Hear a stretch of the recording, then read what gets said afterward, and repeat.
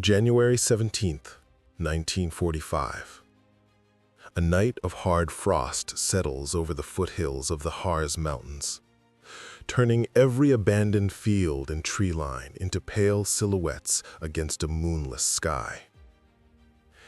Inside a half-collapsed command post, a former farm stable reinforced with scavenged timber, a single lamp burns low. Its weak glow flickers across maps pinned to the walls, papers scattered across a desk, and the exhausted face of a German intelligence officer who has not slept in 2 days. He listens first before he reads. Far in the distance, beyond the forest ridges, a low mechanical hum drifts through the winter air, constant, measured, and impossibly steady. It is the sound every surviving German officer has come to recognize. American supply convoys, rolling tirelessly through captured roads. That hum has become a symbol, an unwelcome reminder of a nation whose industrial pulse does not stop, even at night. The officer opens a thin folder stamped with the insignia of the Abwehr. Inside lies the final assessment of the unit German divisions have encountered again and again, from North Africa to Sicily, from Normandy to the German frontier, the U.S. 1st Infantry Division. He reads the opening lines, hesitates, and quietly realizes this report cannot be allowed to reach the public. Not now. Perhaps not ever. The truth inside these pages will demand an explanation, one the collapsing Reich cannot afford to give.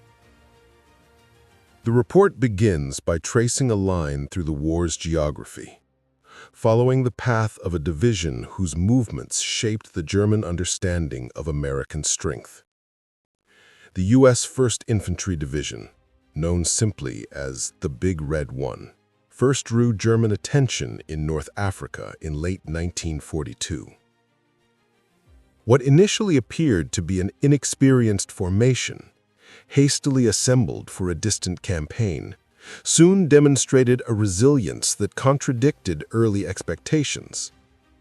By the spring of 1943, German analysts noted that this division did not falter under pressure for long. It adapted, restructured, and returned with methods refined by every defeat. The officer reading the final report knows this history well. The division's advance through Sicily forced entire German regiments to withdraw earlier than planned. At Normandy, its landing at Omaha Beach came at a cost that should have shattered any unit, but instead, it was the Germans who retreated first, shocked by how quickly the battered Americans reorganized and pushed inland. Where other armies might have paused to regain order, the 1st Infantry Division pressed forward with a determination that unsettled German commanders observing their progress. By late 1944 and early 1945, the strategic landscape of Europe had transformed. The Reich was shrinking, pressured on every front. Fuel shortages crippled mobility. Ammunition reserves ran thin, and the once feared Luftwaffe could no longer keep the skies clear. Yet the Americans, especially the veteran units, advanced with a pace that suggested not recklessness, but certainty. This certainty is what the Germans sought to understand. Field reports like the one now illuminated in the dim lamplight were intended to capture not only the division's tactics, but its character. Why did these soldiers fight with such consistency? What sustained them? What allowed them to recover so quickly after every harsh encounter? The report attempts to answer these questions systematically, recognizing that the nature of the 1st Infantry Division revealed something larger about the American way of war. The officer turns the page, preparing to read how German expectations had begun to fracture. Long before the final report was written, German officers had built their assumptions on rigid ideological foundations. American troops, they believed, were products of a soft civilian life. Factory workers, farmers, students, and clerks thrust suddenly into uniform.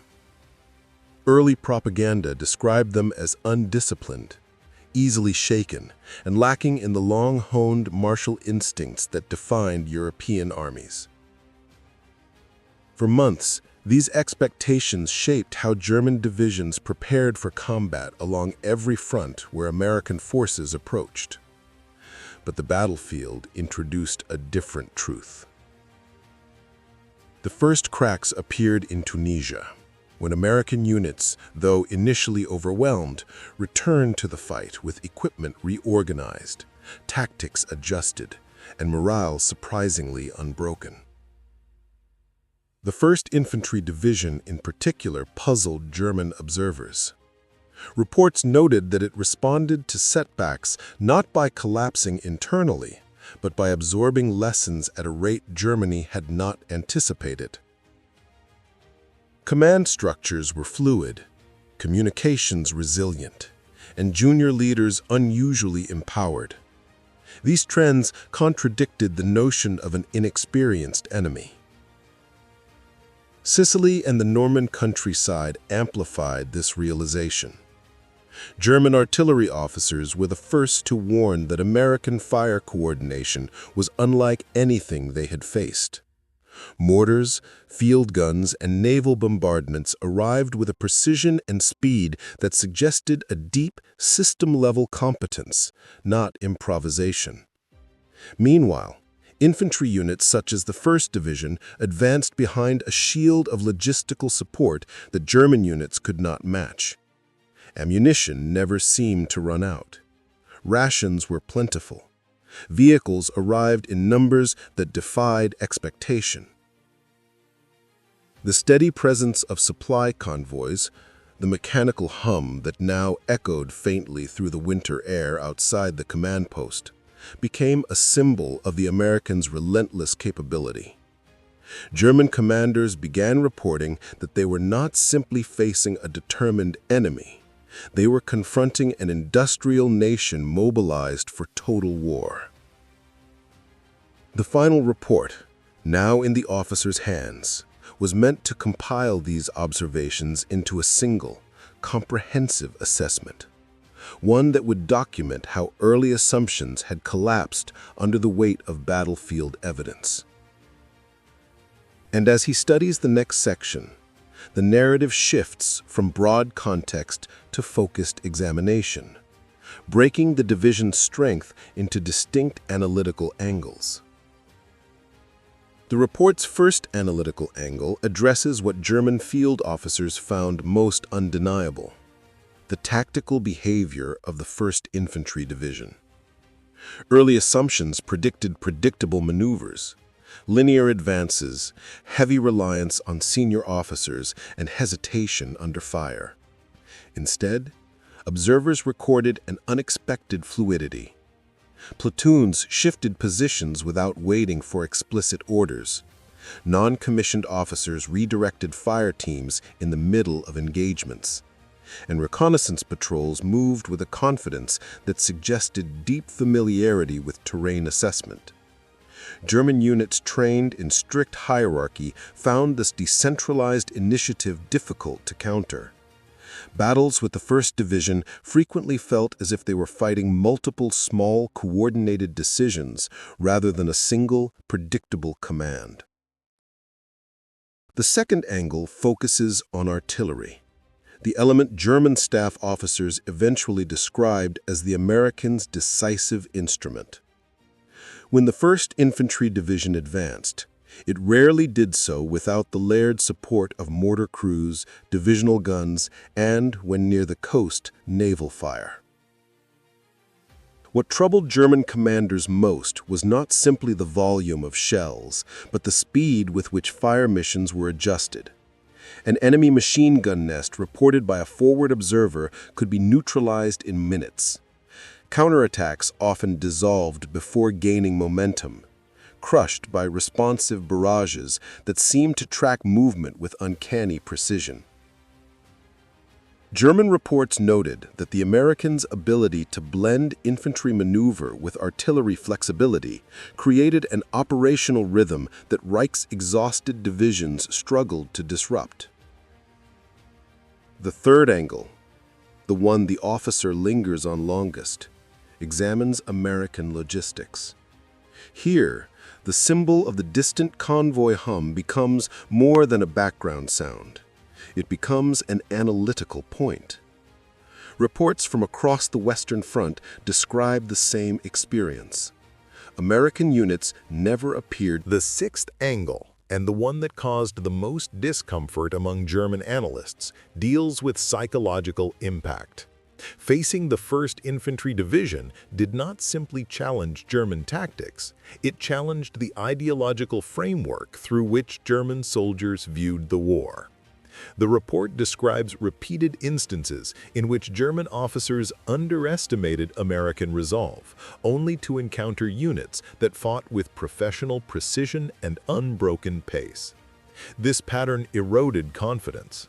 Even seasoned German troops found themselves unnerved by the Americans' ability to replace equipment, patch damaged formations, and return to the attack with undiminished force.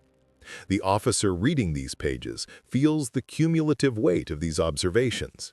Each angle reinforces the others. Together, they present a portrait not merely of a capable division, but of an enemy whose system, industrial, social, logistical, renders its army extraordinarily resilient. The next section of the report turns toward the moment when this understanding crystallized, when the German command realized that the 1st Infantry Division's advance toward the German interior signaled not just a tactical threat, but the final turning point of the war. The turning point described in the report does not revolve around a single dramatic battle, but rather around a moment of collective realization inside the German command structure. It occurred in early January 1945, when fragments of intelligence from multiple collapsing fronts were assembled into a clear assessment. The 1st Infantry Division, advancing steadily through the Hurtgen Forest's edge and toward the German heartland, was not slowing, not fracturing, and not exhausting its supply of force. It moved with the same determined pace it had exhibited in Tunisia, Sicily, and Normandy, as if every previous campaign had been a rehearsal for this final approach. For months, German planners had believed winter, terrain, and attrition would buy time, yet each new report contradicted that hope. Units expected to delay the Americans for days only managed hours. Defensive lines that should have forced operational pauses collapsed in rapid succession. Even when weather-grounded aircraft, the 1st Infantry Division advanced behind artillery that fired with undiminished intensity. German commanders described the sensation as fighting a river, constant, unyielding, reshaping the battlefield through sheer continuity. But the most decisive factor was the pattern of American replenishment. Unlike German divisions, which dwindled with each week, the 1st Infantry Division maintained strength through its own support network. Reinforcements arrived, vehicles were repaired, and ammunition stocks remained sufficient for sustained offensives. As the officer reads, he sees how this moment was captured in writing. The point at which the German High Command understood that the 1st Infantry Division's advance toward the German interior represented more than a tactical threat. It signaled the irreversible shift of the war. The next page reveals how that realization was formally documented and why it could never be shown to a nation still ordered to believe in final victory. The final paragraphs of the report abandon the cautious tone typical of German military documentation. What begins as structured analysis gradually turns into a stark confession. The officer who authored it, in a bunker outside Kassel according to the signature line, writes plainly that continued resistance against divisions like the U.S. 1st Infantry was militarily unsustainable. The phrase is underlined 2 times, a rare break from formal convention. He describes American firepower as continuously regenerated, their logistics as impervious to operational disruption, and their infantry as consistently capable of offensive initiative regardless of casualties or terrain.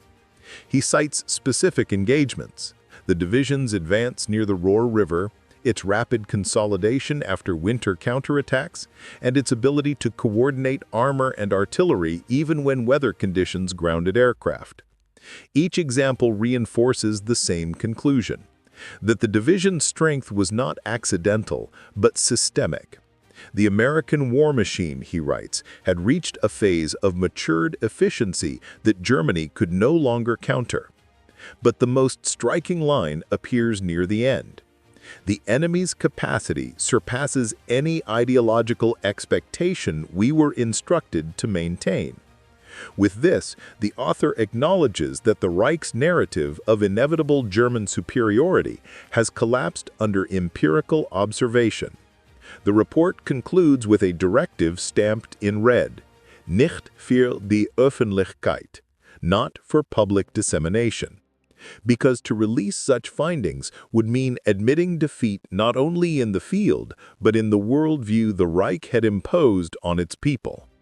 The officer reading this final section closes the folder slowly, understanding why the report was buried and why its contents were too dangerous to reveal. Once sealed, the report disappeared into the layers of a collapsing bureaucracy. Archives that had once cataloged every document with precision now functioned in chaos, but certain files, especially those contradicting propaganda, were intentionally obscured. The final assessment of the 1st Infantry Division was placed among restricted intelligence materials, marked for internal reference only. It would be carried from one provisional headquarters to another as the Reich retreated, eventually absorbed into the massive papers captured by Allied forces in the final months of the war. In the immediate post-war years, historians searching through German records found partial studies of American units, but not this one. What circulated publicly were fragments: mentions of American artillery density, observations on tank infantry coordination, scattered notes about logistics. The full report's conclusion that Germany's defeat was rooted in structural inferiority rather than temporary setbacks remained absent. For former German officers interviewed in the late 1940s, memory was selective. Many spoke of superior German tactics or missed opportunities, choosing narratives that preserved dignity. Few acknowledged the depth of the logistical imbalance. The hidden report, untouched, waited quietly in an archive box, its pages capturing an honesty too stark for the era. Decades later, during a routine archival review in the early 1990s, a researcher uncovered the thin, dust-coated folder that had gone unexamined since the war's end. Its contents, preserved with surprising clarity, offered a direct window into the mindset of a military apparatus grappling with unavoidable truth. Historians who studied the document noted how its tone differed sharply from the defensive explanations common in post-war memoirs. Here, German officers acknowledged not only battlefield losses, but the vast structural gap between the Reich's dwindling resources and America's industrial abundance. The convoy hum, referenced repeatedly in marginal notes, reappeared in academic interpretations. Scholars viewed it as more than an auditory detail. It symbolized a deeper recognition that the Americans fought with the momentum of a nation whose factories, transportation networks, and manpower reserves outpaced every German attempt at recovery. The sound that once drifted across frozen fields was now understood as the rhythm of a war Germany could not win. When the report was translated and published, it filled a long-standing silence.